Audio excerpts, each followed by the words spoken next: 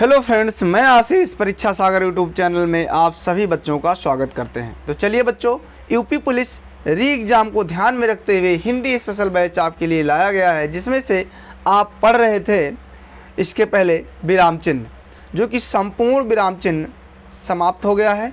आज आप पढ़ेंगे उपसर्ग, प्रत्यय, अर्थ, वाक्य रचना। उपसर्ग, प्रत्यय, अर्थ, वाक्य रचना से संबंधित प्रश्नों को पढ़ेंगे, जिसमें से आपके सामने दिया हुआ है कुछ मिलान करने के लिए। सूची फर्स्ट से सूची सेकंड को आपको मिलाना है। तो चलिए सही सही मिलान कीजिए। देखिए, दिया है ये पाठ, फिर दिया है यहाँ इक, फिर दिया है यहाँ चाल, यहाँ दिया है सेकंड नंबर पर आ, फिर सी में दिया झटक, और यहाँ तीसरे नंबर पर दिया आक, और इसमें डी में दिया है पस, और चौथे नंबर पर दिया है अक। लेकिन आपको सही से मिलाना है। जैसे आपका बी मिलेगा, ये मिलेगा, ये से चौथा मिल जाएगा आपका। देखिए, ये में क्या है पाठ, पाठ में जब अक जोड़ेंगे तो क्या हो जाएगा पाठक, ए का चौथा हो जाएगा। उसके बाद में बी का आपका तीसरा हो जाएगा। देखिए, चाल से क्या होगा आक, चालाक, चाल में आक लगाओगे चालाक हो जाएगा। उसके बाद में आपका है झटक, झटक में आ प्रत्यय जोड़ने से हो जाएगा झटका। और पशु में क्या लगाओगे इक प्रत्यय, पशु में क्या लगाओगे इक प्रत्यय। देखिए, अगला प्रश्न है आपके सामने। देखिए, सेकंड वाला सही हो जाएगा, ये बी मिलान कर लीजिएगा। अधिकारी में उपसर्ग कौन सा है? अधिकारी में उपसर्ग कौन सा है? इसमें उपसर्ग पूछ रहा है। आपको पता है उपसर्ग शब्दों के पहले लग जाते हैं, वो उपसर्ग कहलाते हैं। देखिए, अधिकारी में अध उपसर्ग होगा, यानी कारी में अध उपसर्ग जोड़ करके अधिकारी बनाया जाता है। उसके बाद में दिया है निम्नलिखित में से किस शब्द में आ उपसर्ग नहीं लगा है? निम्नलिखित में से किस शब्द में आ उपसर्ग नहीं लगा है? सही उत्तर होगा ऑप्शन नंबर डी, अनुज। उसके बाद में है निम्नलिखित में से किस शब्द में नी प्रत्यय नहीं लगा है? देखिए, शेरनी, मोरनी और कुटनी में नी प्रत्यय है, जबकि सी में आनी प्रत्यय है। नौकर धन आनी बराबर नौकरानी। तो सही उत्तर होगा आपका सी, नौकरानी। उपसर्ग वह शब्दांश, देखिए, उपसर्ग वह शब्दांश है जो, उसके बाद में दिया किसी एक शब्द के बाद में जुड़ता है, किसी शब्द के मध्य में जुड़ता है, या किसी शब्द के आगे जुड़ता है, या किसी शब्द में कहीं भी जुड़ सकता है। तो सही उत्तर होगा उपसर्ग हमेशा शब्द के कहाँ जुड़ता है? आगे जुड़ता है। देखिए कौन सा ऑप्शन सही है, ऑप्शन नंबर सी। अगला है आपका अध्यक्ष में कौन सा उपसर्ग है? तो सही उत्तर होगा ऑप्शन नंबर ए, अधि। उसके बाद में दिया है संग्राम में उपसर्ग बताइए, तो सही उत्तर होगा ऑप्शन नंबर बी, सम। सावधानी में कौन सा प्रत्यय है? सावधानी में ई प्रत्यय है। क्या है? ई। उसके बाद में दिया है जिंदगी में कौन सा प्रत्यय है? तो दगी प्रत्यय है। ध्यान दीजिएगा, यहाँ बहुत गलत होता है। जिंदगी में दगी प्रत्यय है। उसके बाद में है आपका अगला क्वेश्चंस, हमें अपशब्द नहीं बोलना चाहिए। हमें कैसा नहीं बोलना चाहिए? अपशब्द। हमें अपशब्द नहीं बोलना चाहिए। व्याकरण की दृष्टि से रेखांकित शब्द क्या है? आपसे पूछा जा रहा है व्याकरण की दृष्टि से रेखांकित शब्द क्या है? हमें अपशब्द नहीं बोलना चाहिए। इसमें व्याकरण की दृष्टि से रेखांकित शब्द क्या है, इसको देखना आपको। अप में क्या है? अब क्या है? अपशब्द। अपशब्द है विशेषण। नहीं, अब क्या है? उपसर्ग है। और शब्द क्या है? मूल धातु।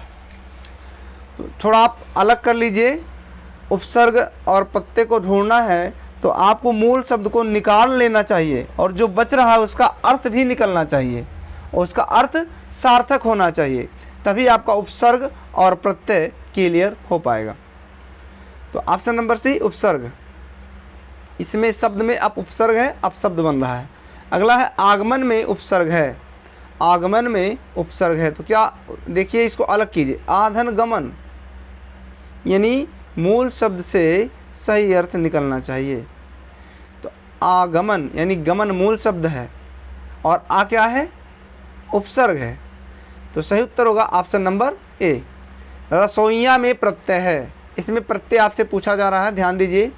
रसोइया में या प्रत्यय है, रसोई धनिया बराबर रसोइया या। उसके बाद में उपसर्ग बताइए, इन चारों में आपको उपसर्ग बताना है। अति, अतो, अत, अत, आ। देखिए अति, अतो, अत, आ, इन चारों में आपको बताना है। तो सही उत्तर होगा ऑप्शन नंबर ए अति। धातु के अंत में जोड़े जाने वाले प्रत्यय हैं, तो सही उत्तर होगा कृत प्रत्यय को धातु के अंत में जोड़ा जाता है, ऑप्शन नंबर बी।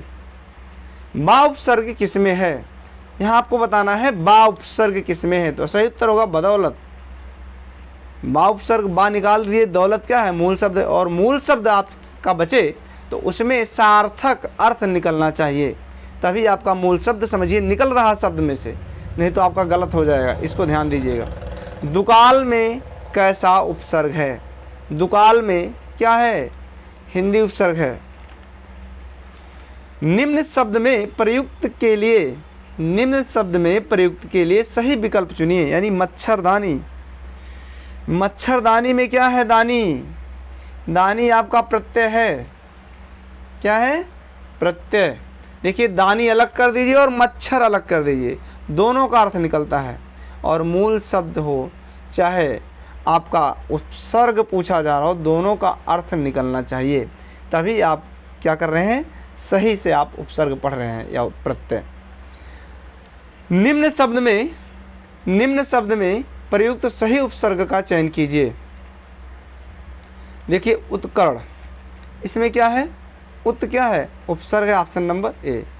देखिए उत अलग कीजिए और कर्ण अलग कीजिए, दोनों का अर्थ निकल रहा है। आपका जो उपसर्ग है उत, उसका भी अर्थ, और जो कर्ण है यानी मूल शब्द, उसका भी अर्थ निकल रहा है, और दोनों का अर्थ सार्थक होना चाहिए, तभी आप प्रत्यय और उपसर्ग सही मायने में समझ पाएंगे। निम्न शब्द में अगला देखिए, सुशिक्षित में उपसर्ग है, तो इसमें जाहिर सी बात है सु उपसर्ग होगा। धड़ाक में प्रत्यय है, धड़ाक, धड़ाक में क्या है, आक प्रत्यय है, क्या है, आक प्रत्यय। ध्यान दीजिएगा, यूपी SSC जूनियर इंजीनियर परीक्षा 2015 में आ चुका है, सारे क्वेश्चंस कहीं ना कहीं पेपर में आए हुए हैं, इसलिए आपको ध्यान देना, एक एक क्वेश्चंस को ध्यान में देना है। एक क्वेश्चंस आपके पेपर में बिल्कुल ऐसे छप जाएगा। 19 शब्द में उपसर्ग है, सही उत्तर होगा उन, क्या होगा, उन। बहाव शब्द में प्रयुक्त प्रत्यय कौन सा है, तो सही प्रत्यय हो जाएगा आव। उसके बाद में आपका है बुरे अर्थ में प्रयुक्त होने वाला बद उपसर्ग किस भाषा का है, सही उत्तर होगा उर्दू फारसी। सबको बताया गया है, उपसर्ग प्रत्यय चैप्टर पढ़ाया गया, वहाँ से आप पढ़ लीजिए, सारे क्वेश्चंस आप कर पाएंगे। निम्नलिखित पद में कौन सा पद वैया प्रत्यय लगाने से बना है, देखिए खवैया में वैया प्रत्यय लगाने से खवैया प्रत्यय बन रहा है, सही उत्तर होगा ऑप्शन नंबर सी। किस उपसर्ग में किस शब्द में उपसर्ग नहीं है, ये देखना है। तो पराजय में प्रा उपसर्ग है, उसके बाद में अपवाद में अप उपसर्ग है, प्रभाव में पर उपसर्ग है, और ओढ़ना में ओ उपसर्ग नहीं है, जबकि इसमें ना प्रत्यय है, इसलिए आपका सही उत्तर होगा ऑप्शन नंबर डी, ओढ़ना में कोई उपसर्ग नहीं है। असुरक्षित शब्द में कौन सा उपसर्ग है, असुरक्षित, तो असुरक्षित में दो उपसर्ग है, आ भी उपसर्ग है और सु भी उपसर्ग है, और रक्षित क्या है, मूल शब्द है। अधिमानता में प्रयुक्त उपसर्ग बताइए, तो सही उत्तर होगा ऑप्शन नंबर सी अधि। दिए गए वाक्य में एक शब्द रेखांकित है, उस शब्द में प्रयुक्त उपसर्ग किस कोट का है, चिन्हित कीजिए। विद्यालय का उप प्रधानाचार्य जिम्मेदार व्यक्त होता है। सही उत्तर होगा ऑप्शन नंबर ए तत्सम उपसर्ग। प्रत्यय होता है। सही उत्तर होगा ऑप्शन नंबर ए शब्दांश। उपसर्ग को कहते हैं, क्या कहते हैं? शब्दांश। लोगों ने उसे मार मार कर अधमरा किया। रेखांकित शब्द क्या है? यानी अधमरा, अध क्या है आपका? उपसर्ग है। निम्न हिंदी में शब्दों के बाद जोड़ने वाले शब्दांशों को क्या कहते हैं? हिंदी में शब्दों के बाद जोड़ने वाले शब्दांशों को क्या कहते हैं? सबको पता है, परसर्ग कहते हैं। अगला है आपका, इनमें से किसमें निरुपसर्ग नहीं है? सही उत्तर होगा निःशेष, ऑप्शन नंबर ए। क्या दिया है? इनमें से किसमें निरुपसर्ग नहीं है? सही होगा ऑप्शन नंबर ए। उसके बाद में आपका है आहट, आवट, आस, आद किस प्रकार के तद्धित प्रत्यय हैं? सही उत्तर होगा आपका भाववाचक। भाववाचक आपको बताया गया बहुत अच्छे ढंग से। प्रत्याशा शब्द में उपसर्ग है। क्या उपसर्ग है? प्रत्यधन आशा। औपचारिक शब्द में प्रत्यय लगा है। सही उत्तर होगा एक। औपचारिक में एक प्रत्यय। उद्देश्य में कर्ता के साथ और क्या रहता है? तो सही उत्तर होगा कर्ता विस्तार। सभी चिट्ठियां डाक से भेजी गई, इसमें कर्ता है। सही उत्तर होगा ऑप्शन नंबर डी चिट्ठियां। सभी चिट्ठियां डाक से भेजी गई, इसमें कर्ता क्या है? चिट्ठियां है। प्रयोग के आधार पर शब्द भेद हैं। कितने शब्द भेद हैं? 2, प्रयोग के आधार पर।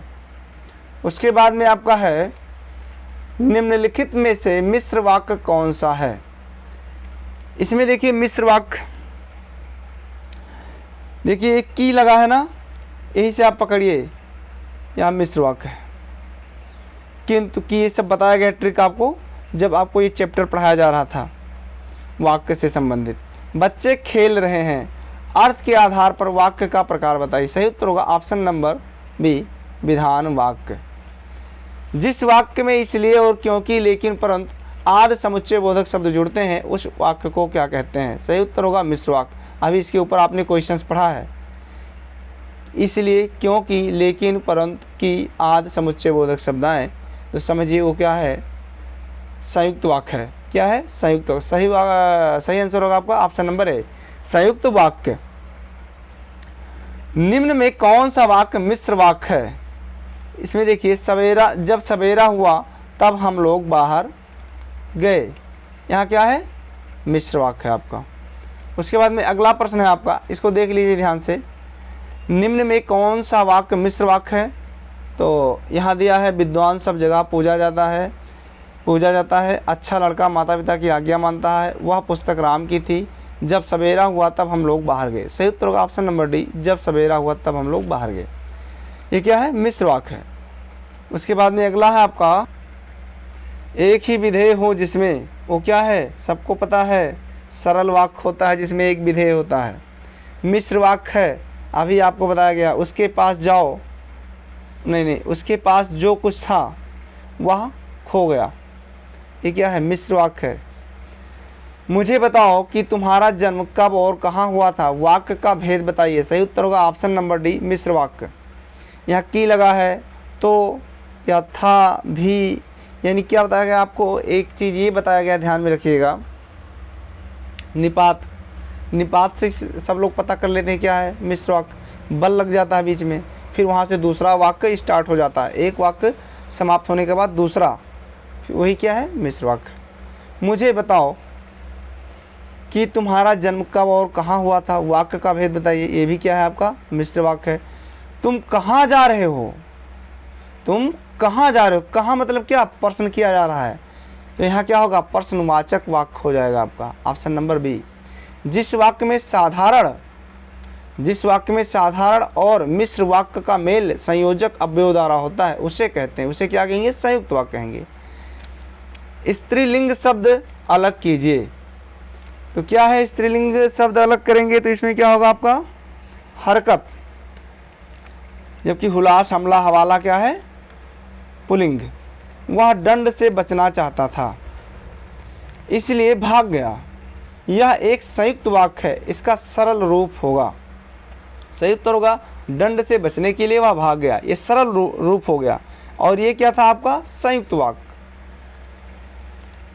सरल वाक्य में बताया गया आपका क्या रहता है, अभी अभी आपको बताया गया है, एक ही विधेय होता है, वो सरल वाक्य होता है। निम्नलिखित वाक्यों में से अशुद्ध वाक्य को पहचानिए। अशुद्ध वाक्य यहाँ क्या है, मेरे ऊपर कृपा करें, मेरे ऊपर कृपा करें, ये क्या है अशुद्ध। श्रीमती गांधी भारत की प्रधानमंत्री थी, बिल्कुल सही। मेरे घर के सामने क्या है, मेरे घर के सामने पाठशाला है, ये भी सही है। वहाँ भारी भीड़ थी, ये भी सही है। लेकिन मेरे ऊपर कृपा करें, ये क्या है अशुद्ध है। सुहावना, लिखाई, छलिया में निहित प्रत्यय के लिए सही विकल्प का चयन कीजिए। पहले क्या आपका सुहावना, उसके बाद में लिखाई, उसके बाद में छलिया,